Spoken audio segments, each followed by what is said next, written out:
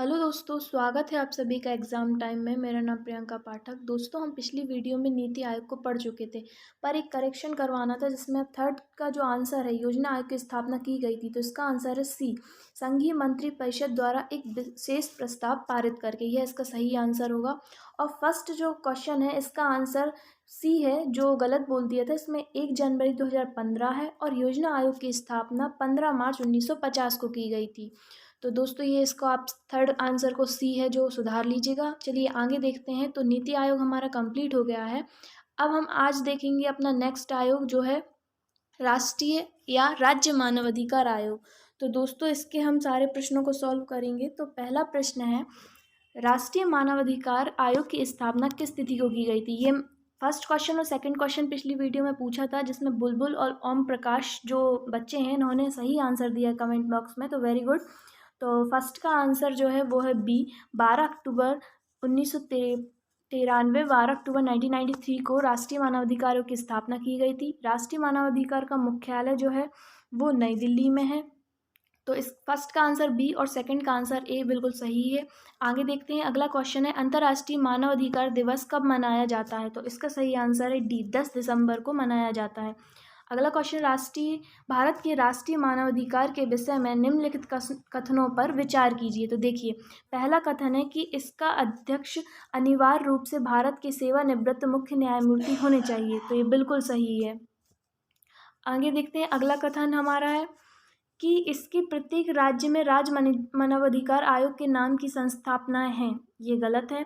आगे देखते हैं। इसकी शक्तियां केवल सिफारिशी प्रकृति की होती हैं। तो बिल्कुल सही। और चौथा है, आयोग के एक सदस्य के रूप में महिला की नियुक्ति करना आज्ञापरक है। तो इसका आंसर दोस्तों होगा डी, पहला, तीसरा और चौथा ऑप्शन इसमें जो है वो बिल्कुल सही है। आगे देखते हैं। निम्न में से कौन सी एक सांविधानिक संस्था नहीं है। तो इसका आंसर होगा ए, मानव अधिकार आयोग। ये एक सांविधानिक संस्था नहीं है, यह सांविधिक संस्था है। बल्कि केंद्र में वित्त आयोग, राज्य में वित्त आयोग और लोकसभा का सचिवालय एक सांविधानिक संस्थाएं हैं। आगे अगला क्वेश्चन है, राष्ट्रीय मानवाधिकार आयोग के सदस्य एवं अध्यक्ष की नियुक्ति समिति निम्नलिखित में से कौन सदस्य नहीं होता है। तो दोस्तों, इसका आंसर है बी, राज्यसभा का सभापति नहीं होता है। आगे देखते हैं। कौन राष्ट्रीय मानवाधिकार आयोग के पदस्थ सदस्य नहीं है। तो दोस्तों, ये हम नए संशोधन के अकॉर्डिंग देखेंगे। इसमें कई जो नई करेक्शन किए गए हैं उनको जरूर पढ़ें। और इसका जो आंसर है वो है भारतीय विधि आयोग के अध्यक्ष इसमें पदेन सदस्य नहीं होते। अल्पसंख्यक आयोग के अध्यक्ष होते हैं, अनुसूचित जाति जनजाति आयोग के अध्यक्ष होते हैं और महिला आयोग के अध्यक्ष भी होते हैं। आगे है, राष्ट्रीय मानव अधिकार आयोग के अध्यक्ष का कार्यकाल कितना होता है। तो दोस्तों, हम ये जानते हैं कि पहले यह अधिकतर जिसको कम करके 3 वर्ष किया गया है, जहाँ पे 3 वर्ष और 70 वर्ष की आयु जो भी पहले हो की गई है। तो नाइन्थ का जो आंसर है कि राष्ट्रीय मानवाधिकार आयोग के सदस्यों की पदावधि पद ग्रहण की तारीख से कितनी होती है। तो इसका आंसर होगा बी, 3 वर्ष तक या 70 वर्ष की आयु प्राप्त करने तक, मतलब जो भी पहले उन दोनों में से उस तक। आगे देखते हैं। निम्न पर विचार कीजिए, नीचे दिए गए कूट से सही उत्तर चुनिए। देखिए, कथन है कि राष्ट्रीय मानवाधिकार आयोग का अध्यक्ष वह व्यक्ति होता है जो भारत के मुख्य न्यायाधीश रह चुका, और कथन है कि उक्त आयोग के अध्यक्ष का कार्यकाल 5 वर्ष या 70 वर्ष की आयु पर्याप्त होने पर ही धारित है। देखिए, कथन में कहा गया है कि अध्यक्ष सेवानिवृत्त न्यायाधीश रहा हो, तो ये तो गलत है, क्योंकि नए संशोधन के अकॉर्डिंग कि अध्यक्ष जो है सर्वोच्च न्यायालय का कोई सेवानिवृत्त न्यायाधीश या कार्यरत न्यायाधीश, मुख्य न्यायाधीश सहित वह अध्यक्ष पद पर हो सकता है। और यहाँ पे जो कार्यकाल में संशोधन किया गया है वो है 3 वर्ष या 70 वर्ष, जो भी पहले हो। तो इसका जो ऑप्शन डी है, ए और आर, ये दोनों ही गलत हैं। आगे देखते हैं। अगला क्वेश्चन है, राष्ट्रीय मानवाधिकार आयोग अधिनियम 1993 के अनुसार निम्नलिखित में से कौन इस आयोग का अध्यक्ष बन सकता है।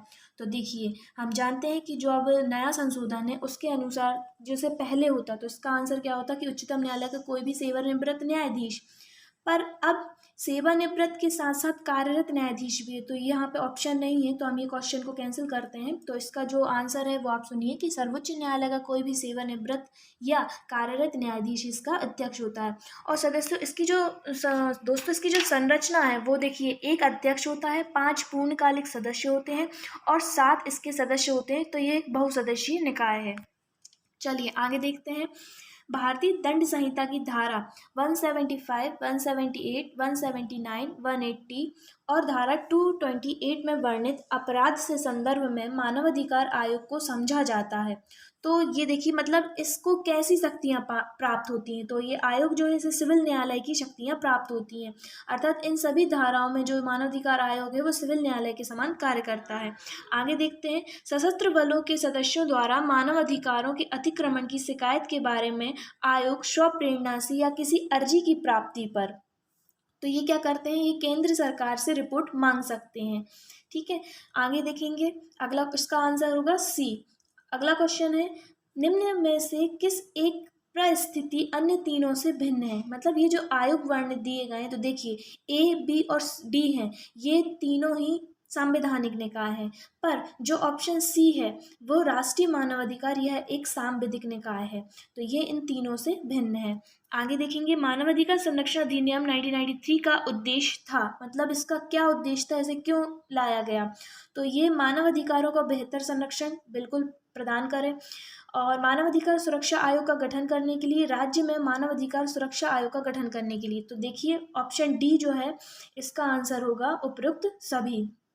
आगे देखेंगे। अगला क्वेश्चन है, राष्ट्रीय मानव अधिकार आयोग के प्रथम अध्यक्ष कौन थे।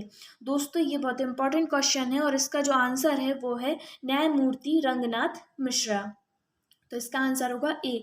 अगला क्वेश्चन है, राष्ट्रीय मानवाधिकार आयोग के निम्नलिखित कार्य हैं। तो देखिए मानव अधिकारों के उल्लंघन से संबंधित मामलों की जांच करना, बिल्कुल ये राष्ट्रीय मानवाधिकार आयोग का कार्य है। जेल एवं बंदी गृहों का निरीक्षण करना, मानव अधिकारों की प्रति जागरूकता फैलाना, ये तीनों ही मानव अधिकार आयोग के कार्य हैं। पर मानव अधिकार मामलों में अंतिम निर्णय सुनाना ये आयोग का कार्य नहीं है। तो दोस्तों इसका जो आंसर होगा वो होगा सी। पहला, दूसरा और तीसरा ऑप्शन बिल्कुल सही है। अगला क्वेश्चन है, इनमें से कौन राष्ट्रीय मानवाधिकार आयोग का अध्यक्ष नहीं रहा है। दोस्तों ऐसे क्वेश्चन बहुत ही ज़्यादा MPPS में पूछे जा रहे हैं। तो रंगनाथ मिश्र हम जानते हैं ये पहले थे, तो इसका जो आंसर है वो है SS कंग।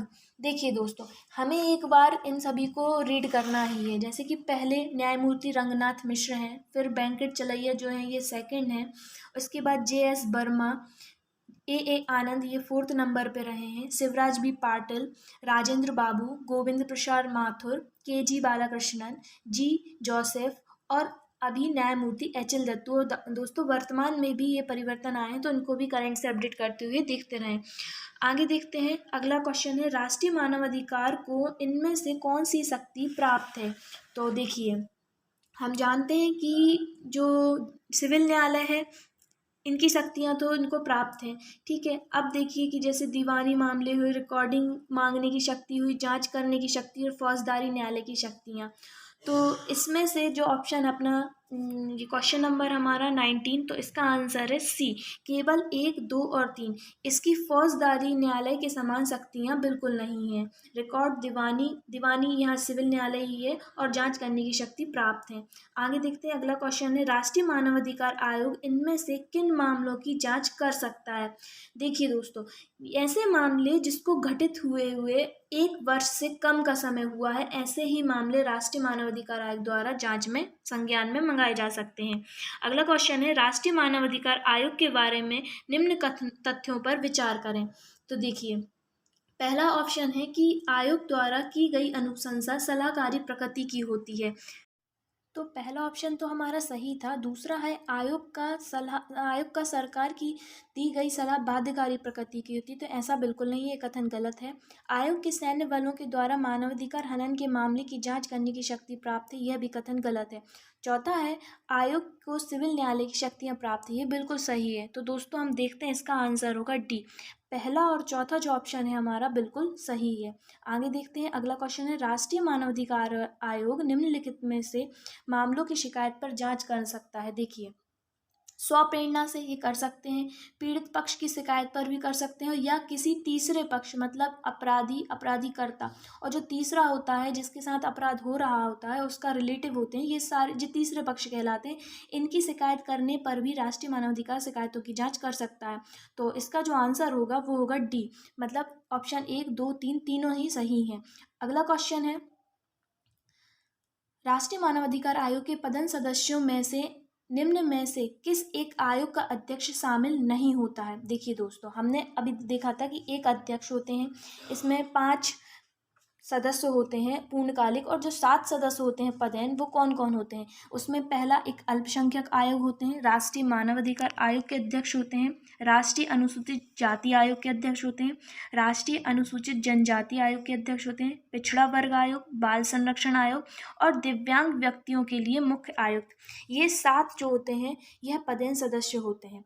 अब हम ऑप्शन देखेंगे कि इनमें से कौन शामिल नहीं है। तो देखिए, संघ लोक सेवा आयोग जो है, इसका आंसर डी है, ये शामिल नहीं होते हैं। यहाँ पूछा अल्पसंख्यक हैं, पिछड़ा है और बाल अधिकार हैं। आगे देखेंगे, अगला क्वेश्चन है राष्ट्रीय मानवाधिकार आयोग के अध्यक्ष एवं सदस्यों की नियुक्ति समिति का इनमें से कौन सा एक सदस्य नहीं होता है। देखिए, इसका जो आंसर है, इसका आंसर होगा बी, लोकसभा का उपाध्यक्ष। दोस्तों, हम देखेंगे कैसे। हम जानते हैं कि आयोग के अध्यक्ष एवं सदस्यों की नियुक्ति राष्ट्रपति द्वारा प्रधानमंत्री की अध्यक्षता में गठित एक समिति की सिफारिश पे की जाती है। अब इस समिति में शामिल कौन कौन होता है, हम वो देखते हैं। देखिए, जो प्रधानमंत्री होते हैं वो अध्यक्ष होते हैं, इसमें लोकसभा का अध्यक्ष, राज्यसभा के उपसभापति, देखिए इसमें राज्यसभा के सभापति शामिल नहीं होते हैं। वैसे ही जो बी ऑप्शन है, लोकसभा के उपाध्यक्ष, ये भी शामिल नहीं होते हैं। हमारी इस समिति में जो नियुक्त करने की समिति होती है, इसमें राज्यसभा के उपसभापति, केंद्रीय गृह मंत्री, लोकसभा के विपक्ष का नेता और राज्यसभा के विपक्ष के नेता शामिल होते हैं। आगे देखेंगे, अगला क्वेश्चन है राष्ट्रीय मानवाधिकार आयोग के अध्यक्ष एवं अन्य सदस्यों की नियुक्ति समिति के अध्यक्ष कौन होते हैं। हमने अभी देखा कि इस समिति के अध्यक्ष प्रधानमंत्री होते हैं। अगला क्वेश्चन है राष्ट्रीय मानवाधिकार आयोग के अध्यक्ष एवं पदेन सदस्य समेत कुल सदस्य संख्या कितनी है। तो हम जानते हैं एक अध्यक्ष और 5 पूर्णकालिक सदस्य, और इसमें जो 7 हैं वो पदेन सदस्य होते हैं। तो इसमें कुल 13 सदस्य होते हैं।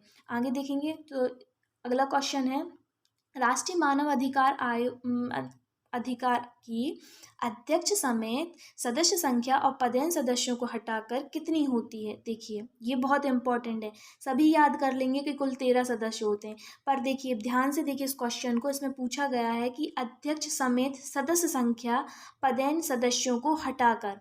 तो जो पदेन सदस्य हैं वो कुल कितने हैं, 7 हैं, तो उनको घटाकर तो कुल कितने बचे हमारे सदस्य। तो इसका आंसर होगा बी, एक अध्यक्ष और 5 पूर्णकालिक सदस्य, अर्थात इसका आंसर होगा बी, कुल 6 होते हैं।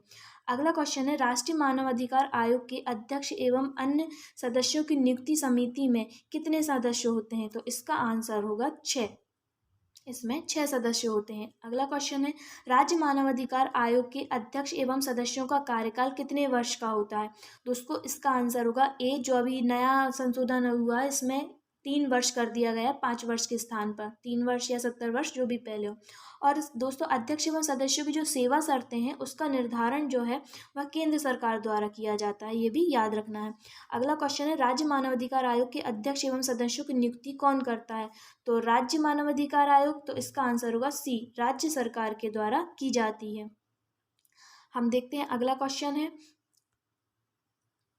राज्य मानवाधिकार आयोग के सदस्य एवं अध्यक्ष की नियुक्ति समिति का इनमें से कौन सदस्य नहीं है। दोस्तों, बिल्कुल हमें जैसे कि एक अध्यक्ष, 5 पूर्णकालिक सदस्य और 7 पदेन सदस्य हैं, उन सभी के नाम पढ़ने, वैसे ही जो इनको सिलेक्ट करने वाली समिति है उस कमेटी में कौन कौन से सदस्य शामिल होते हैं वो भी नाम हमें बिल्कुल ध्यान से देखते हैं। तो इसका आंसर जो है वो होगा विधानसभा के उपाध्यक्ष जो हैं वो शामिल नहीं होते हैं। और ज़्यादातर क्वेश्चन अगर इधर से बनेगा तो नहीं सही बनेगा कि कौन से सदस्य नहीं होते हैं। प्रधानमंत्री होते हैं अध्यक्ष, लोकसभा अध्यक्ष होते हैं सदस्य, ऐसे ही हमें सारे नाम याद करने हैं। अगला क्वेश्चन है राज्य मानवाधिकार आयोग के अध्यक्ष एवं अन्य सदस्यों की नियुक्ति समिति में कुल कितने सदस्य होते हैं। तो इसका आंसर है सी, 4 सदस्य होते हैं। अगला क्वेश्चन है राज्य योजना आयोग के अध्यक्ष एवं सदस्यों की पदच्युति के संबंध में इनमें से कौन सा सही नहीं है।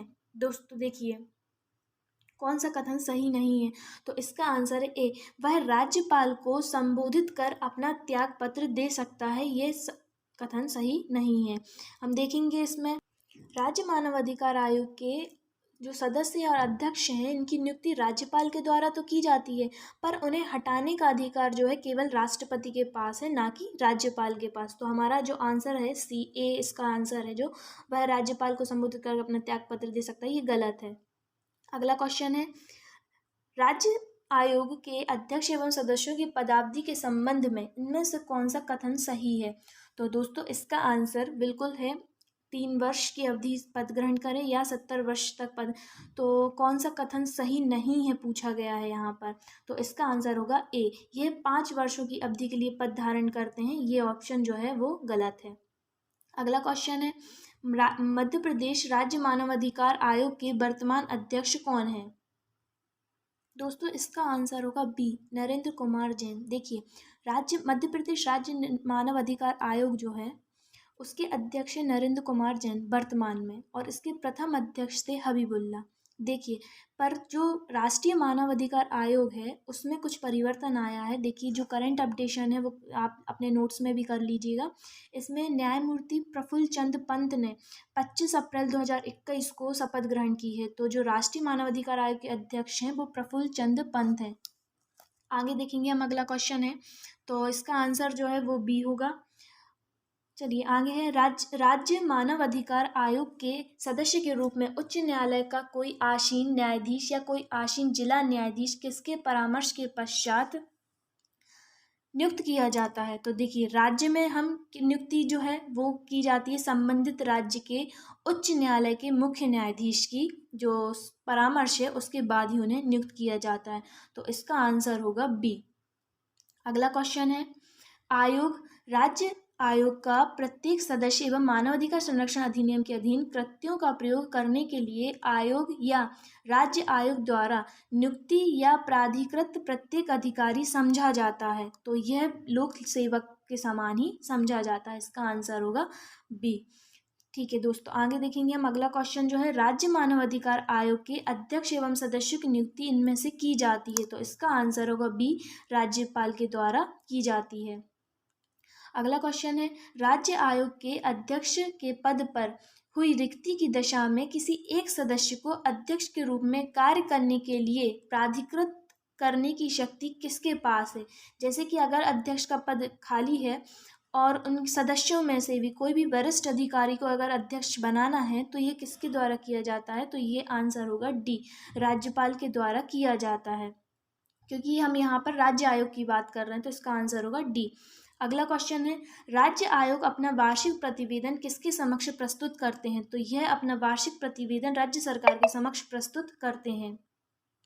अगला क्वेश्चन है, निम्न में से कौन एक संवैधानिक संस्था नहीं है? तो इसका आंसर होगा ए, राज्य मानवाधिकार आयोग संवैधानिक संस्था नहीं है। अगला क्वेश्चन है, मध्य प्रदेश राज्य मानवाधिकार आयोग के कृत्यों में इनमें से कौन सा शामिल नहीं है? दोस्तों 42 इसका आंसर होगा डी।